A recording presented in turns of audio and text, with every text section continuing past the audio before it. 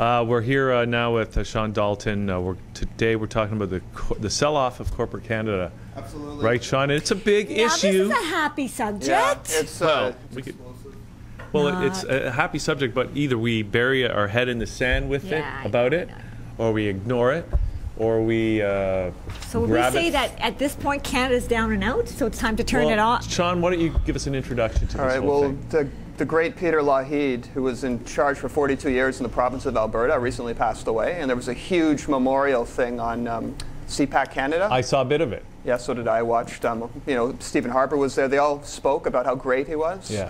And I think Stephen Harper should take some of his advice, which is very, very good. In fact, Brad Wall talked to Peter Lougheed when the BHP Billington wanted to acquire potash. Mm-hmm. And the question they asked him was, whose assets are these? And Brad Wall said, well, they belong to the Canadians. So based on that, Brad Wall blocked the acquisition of BHP's bid for potash, right? Potash Corporation. Yeah, and Quebec blocked the Rona acquisition by Lowe's. Yeah. So they did that. That's the first time in history I've ever seen some spine by Canadian premiers say, no, you don't. Like you can't just buy everything. Yeah. The point of trade is to sell products and services, not to sell off the corporate assets of our country, right? And we've been doing that for quite a long time. Is this the whole NAFTA thing?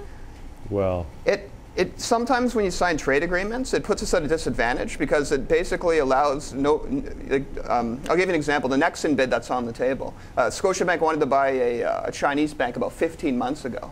It's still waiting to hear back from them, right? So there's a thing called reciprocity. Like, if you are allowed to buy our companies, we should be allowed to buy yours. So what's happening, just to get people clear about this, and correct me if I'm wrong here, you're talking about Scotiabank wanted to buy a Chinese bank. Yeah, absolutely. They're still waiting to hear about it. Yeah, Meanwhile, Chinese companies are trying to buy a big oil sands company called Nexen. Absolutely, they've been snapping up smaller firms. So you got to believe that the reason they're still waiting is because China doesn't want to do it, but they don't want to say no because they don't want to create any kind of animosity. Correct? Well, absolutely, and it's a clash of styles. Like the Chinese government's a repressive, totalitarian regime, whereas our country, as for better for worse, is a liberal democracy. So there's a difference between how we treat other people and do business and conduct business, because if you're not interested, just say you're not interested. I would like to read a section of this book, if possible. It's called What is Canada For? Intent for a Nation by Michael Byers. He holds the Canadian Research Chair in Global Politics and International Law at the University of British Columbia in Vancouver. And how recent is this book? When was it published? Is it recent or? Well, it's 2007. Okay.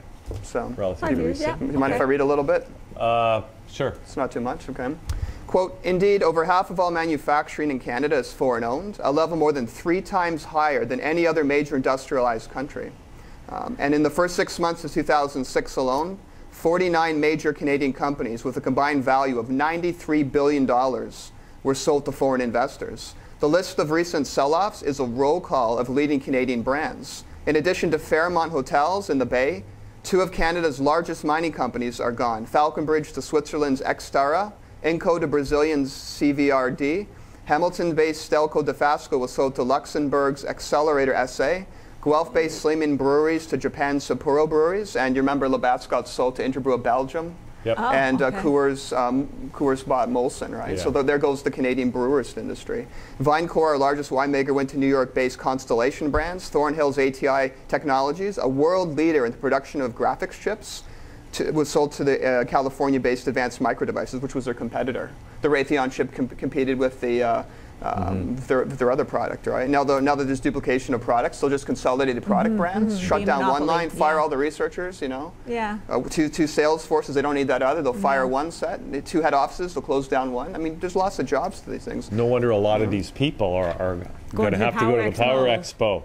Yeah. Montreal-based Domtar, the last largest Canadian-owned producer of paper, to Weyerhaeuser, the U.S.-based forestry giant.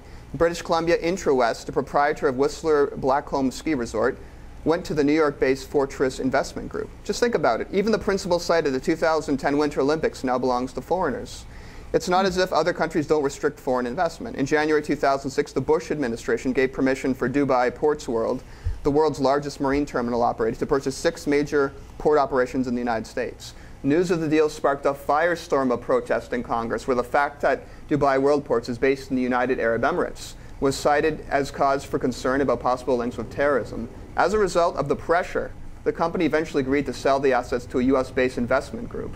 In 2005, China National Offshore Oil Corporation, which is the one building for Nexen right now, made a bid to purchase Unocal, which was also blocked by Congress. The company was eventually sold to another US oil company. The potential pitfall of foreign investment goes far beyond security concerns. Such investments can erode a country's domestic tax base as profits are shifted offshore through creative accounting, including by overpriced goods and services supplied by foreign companies that belong to the same proprietor. Foreign-owned companies are also less likely to act as good corporate citizens. They have less incentive to invest in the arts, sponsor local sports teams, fund scholarships and internships, or encourage workers and managers to play active roles in the local community. Although some foreign-owned companies do make token gestures, they're unlikely to have the same loyalties as domestically owned firms. I worked for a domestically owned security company, and it got bought by a large multinational, and everyone wanted to quit. They brought in other workers who were cheaper in nature, who would work for less money, and they didn't tell you they wanted to fire you, but eventually you felt, unnecessary. Like constructive dismissal, as they call it. But right? I mean, you talk about this kind of stuff, Shawn, and I know you sort of support the conservative government in Ottawa. Well, I haven't voted for them, but I might vote if they start blocking these bids. I might vote. Well, for them. they're not. To me, one of the big things that I recall that happened within the Harper government is that the Stelco, you mentioned Stelco in that list, got sold to. I thought it was an American company that bought them. But anyway, Stelco has been shut down in Hamilton, even though the agreement originally was they promised the government and the people of Hamilton and the workers that they would keep the factory going, and they just decided not to fulfill their commitment. Those are some of the consequences of selling off a Canadian corporate asset to a foreign investor. Right. But the government did nothing about it. The government did not hold them accountable. Sometimes they can't, though, to their agreement. Because of the NAFTA agreement. And they should open up that plant again. Somebody should open it up and start competing with them and block their imports. Well, here's the thing, okay? Deals, contracts can be broken. And they're broken every day, right? So we can say, yes, China's buying this, or, Brazil bought Inco. But any single time we can say, you know what? Deal's off. Now, I don't care what the contract is, because just as you said, there was a contract that they were supposed to keep the jobs open, and they didn't. So what's to say we can say, you know what? We're just changing, and anything that is on Canadian soil belongs to Canada. Sorry, we're taking everything back. I bet if we had referendums on these things, they would happen less likely, and the government would be pay more attention to the local electorate instead of just steamroll us with whatever decision they think they should make, because the political elite think they should tell us what our opinion is instead of ask us what it might be. And there's a huge difference between how Canadians feel about, they feel a lot of anxiety about this. Yeah, this is an unpopular thing. Well, this is an I mean, the Canadians that know, though, the small percentage of Canadians that actually know. Quite a few know actually about it. Canadians are really upset about it. Even the Premier of Alberta, Alison Redford, she sounded wobbly when she talked. Like, she sounded like she wasn't sure if she should promote it or deny it. Like, she was kind of taking a half.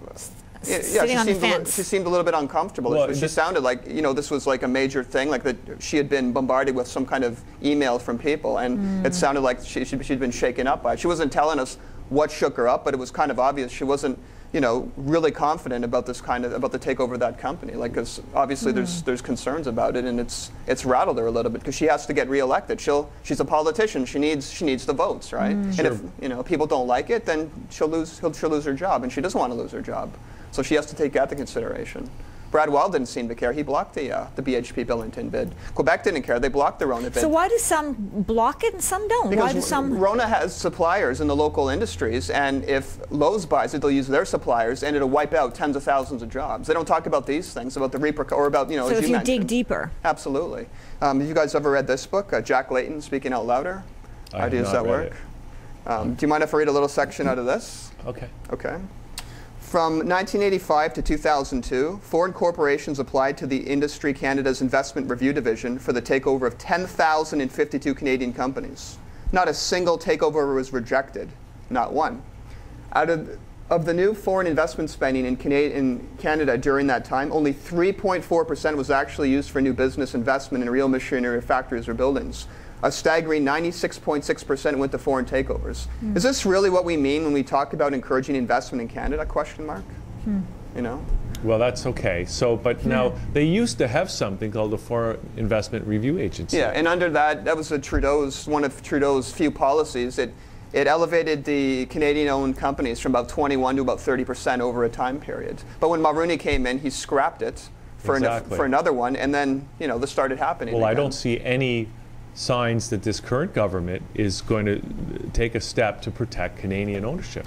Everything I see they're doing is deregulate, let foreign owners come in, take over Canadian companies, do what they want, just as they let that happen in Hamilton with Selco. It's dangerous. It's hazardous to local employment. Of course it is, which gets me to think, like, who is the government really serving? And whether the Liberal government of Paul Martin or whether it's this Conservative government, it seems they're really serving corporate interests, global corporate interests, rather than Canadian, the interests of the people of Canada. You're right. It's completely unethical.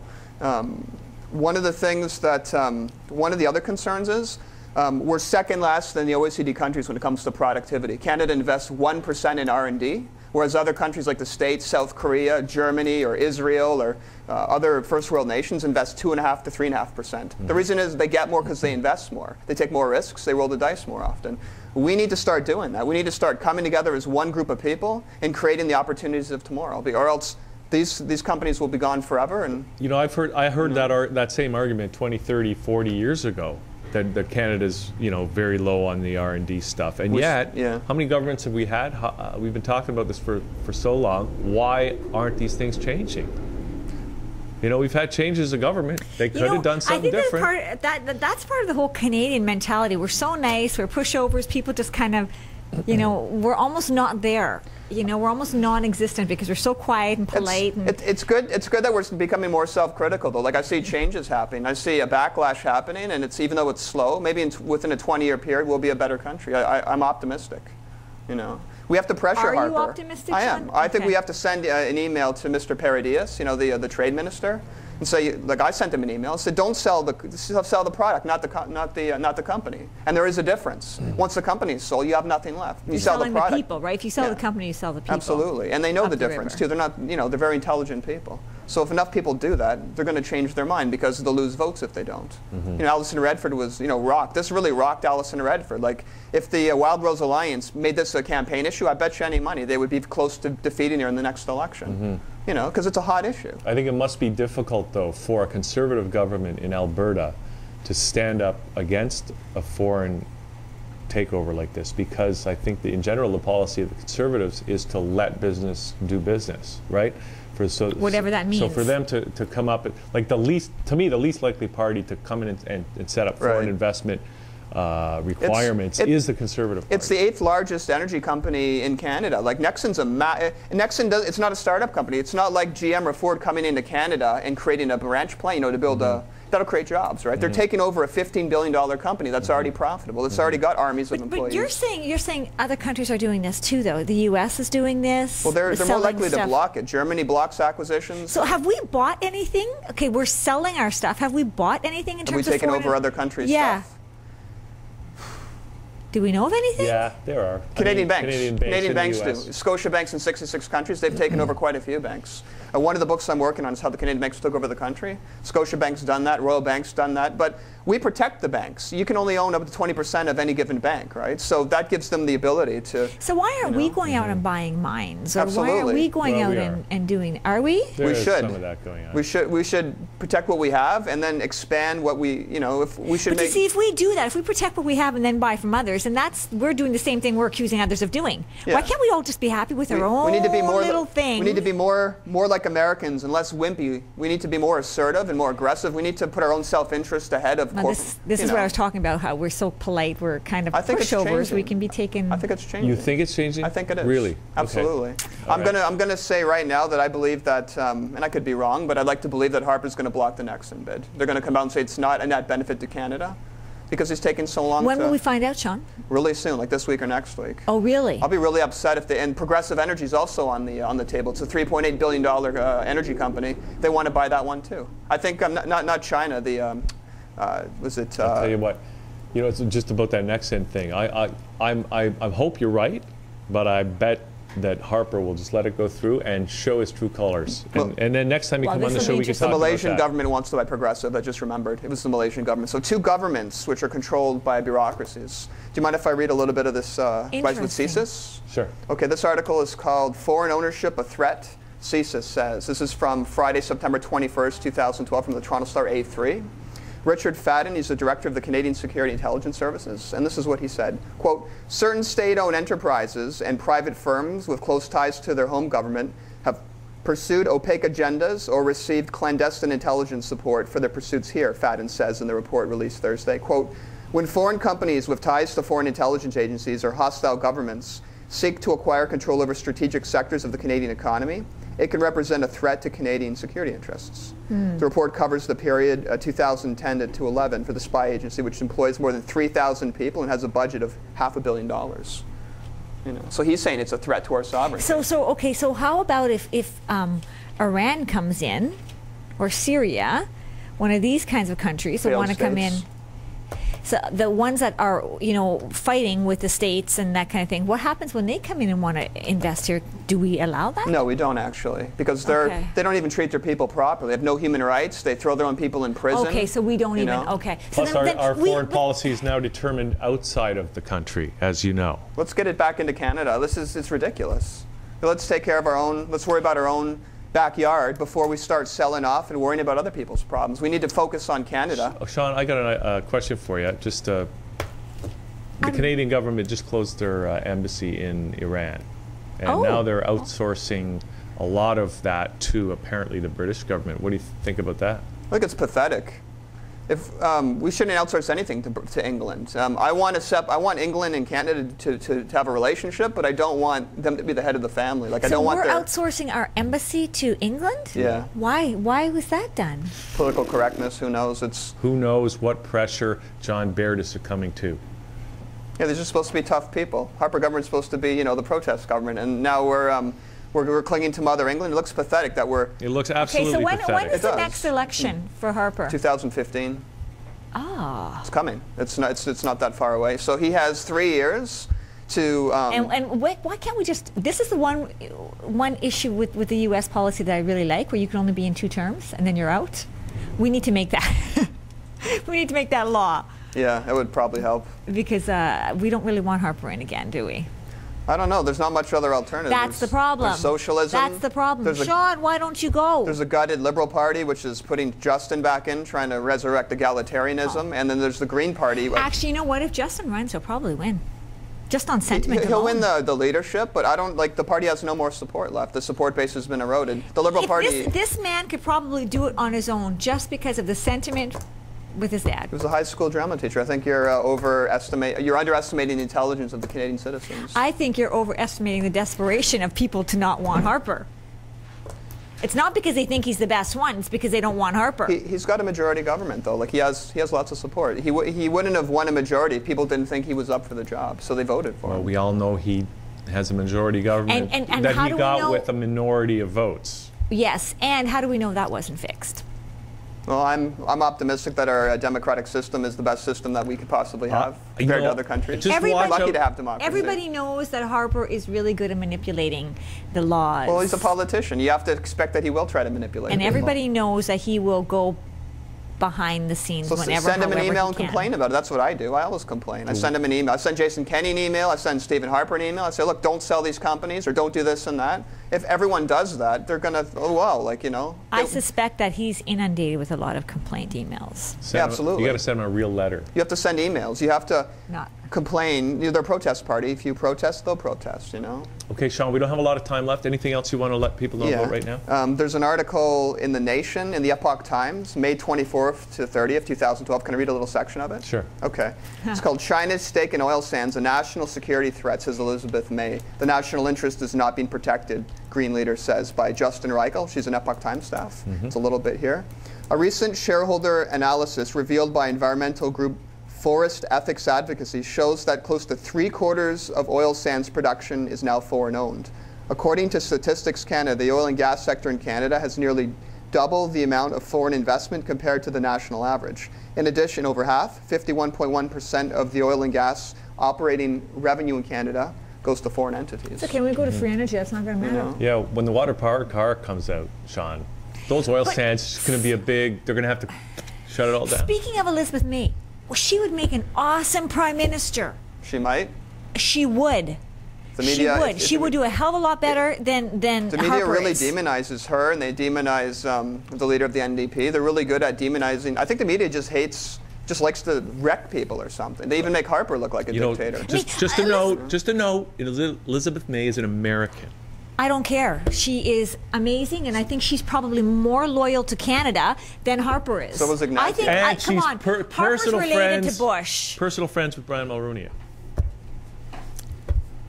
I don't have much. No, she's not. I don't have high regards for Brian Mulroney and Schreiber and the remember that suitcase full of money. I think we should really give Elizabeth May a chance. I really do. Well, I think what the thing is, you have to be able to allow her to be on the panel with everybody else. Let's have proportional representation. Yes. Shawn, what do you say? Proportional representation? Yeah, I think, well, I don't know about proportional representation because the European Union, I think, is a big banana republic the way they do proportional representation. But I think the debates they have in the States are more, you get more of a feel for the candidates. Here, they only got two. We have a debate system that's based on the English model, which everyone kind of talks at once, and you can't understand what's going on. Well, you have more candidates here. You know what? But everyone should have their States. turn to speak, though. There should be, everyone should have a chance to speak for, 3 to 5 minutes, just like at depositions or at hearings. And the thing is, we should be able to vote. When we go to vote for the Prime Minister, we should be able to vote for the person in our riding, and we should be able to vote for the Prime Minister, which means we should have 2 votes. So I should be able to vote for the person that I want in my particular riding, and then who I think would be the greater leader of them all. And they may not be 2 of the same. I may like the person in my riding to be, an NDPer, and I might want Elizabeth May as the Prime Minister. I would love to see how that goes down. I was trying to think of some of the companies that hadn't been bought out. Loblaws, Bombardier, Magna. There's not very many. We've sold, Bell and TELUS are still technically Canadian. The big 6 banks. Rogers, right, too? Yeah, Rogers is still Canadian. But how long is it going to be before we sell? Like we keep selling our companies, and we have such a low productivity. We're not creating enough companies to continually protect ourselves from the becoming a satellite state. Like sooner or later. Decisions won't be made in Toronto, Vancouver, Montreal. They'll be made in Berlin, Tokyo, or Shanghai. Like this is a one world government, right? The thing in some ways, the U.S. is suffering under similar circumstances in the fact that a lot of the U.S. manufacturing has been moved elsewhere. Yeah, but they're also bringing it back too, and there's evidence that it's coming back to Canada slowly. Like I just read an article today about a gentleman that makes clothing. He pays his workers $20-something an hour. How is he able to do that? Because he sells his product for a premium. It's a quality product. Like he sells on quality, and that's where Canada and the States are moving. Speaking of, have you guys gone into Walmart lately? Their prices have gone up. Really? What is up with that? Well, okay, I know that's probably a bad word to mention in Shawn's presence here, but their prices have gone up, and I'm like, you know what? Don't shop at Walmart anymore. It's not cheap. Well, I don't shop there anyway. Like they usually buy cheap stuff, and it wipes out small business. You know, when they open a store, it wipes out mom and pop shops down the road. I mean, I do go in there and buy Canadian stuff, Canadian-made stuff. Do they will sell say, Canadian-made stuff? Yeah, they do. Yeah. Well, you know what, and that's Absolutely, people slag Walmart, but I think Walmart, just being in the position that they're in, they have a tremendous opportunity to support local business. You're right, absolutely. If they were just to take that on as a corporate objective and say we're dedicated to helping people create opportunity. It would give them a competitive advantage, right? And they definitely have the buying power to do it. They've got the buying power, they've got the market share. But they are not the cheapest anymore. I have seen prices. Wait till Target moves in. Target's coming. I paid. Maybe that's why. Maybe that's why. I don't know why. But all of a sudden, I've known the prices have gone. I purchased these shoes for $500 near Kennedy Subway, and they're handmade in Germany. They're $500. Yeah, made a $500 for those shoes. And they'll last me 10 years. When did you get them? I got them last year, and they were really. It took me a while to break them in.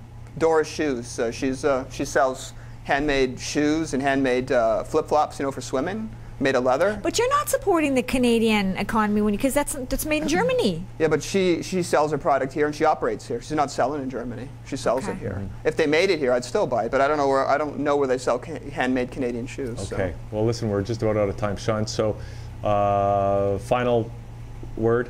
You want to leave people with? Yeah. Stop the corporate sell-off of Canada by emailing Christian Paradies, the MP for Harper's government, complain. So you don't sell the product, not the company. And stop, you're selling the people. Yeah, stop turning Canada into a satellite nation. That's the message Canadians should send the government. And if you complain, enough people do it, they'll change. Okay. And the next message is, Shawn, Shawn, run for Prime Minister. If anybody's passionate, it's you. Because she'll vote for you, I even will if she vote votes for you. a different party locally. Wow. Okay. All right. So that's the show today. Shawn, if people want to get in touch with you, where can they do that? I vote for you even over Elizabeth May. They can send me an email at shawn@endofees.ca, which is also my research website where I do my book reviews. Okay, Shawn. And if they Google Shawn Dalton on YouTube, they can see my debates that I'm doing with you guys on these topics, on immigration and on the corporate sell-off of Canada. There's 7. This will be the 7th one that I've done with you guys. And I appreciate for you inviting me on the Liquid Lunch Show to debate these controversial topics. Awesome. God bless you. Great to have you, Thank Shawn. you. Yeah, Thanks for doing this. He's probably the most passionate Canadian in Canada ever. Okay. Well, that was a good show, Sandra. Huh? It was a really, really good show. It was an excellent show. So why don't we, we'll just go out now and say bye to everybody. We'll be back tomorrow for Liquid Lunch right here at noon here on thatchannel.com. Callers. Woo! Yay! Okay, see you then. Peace.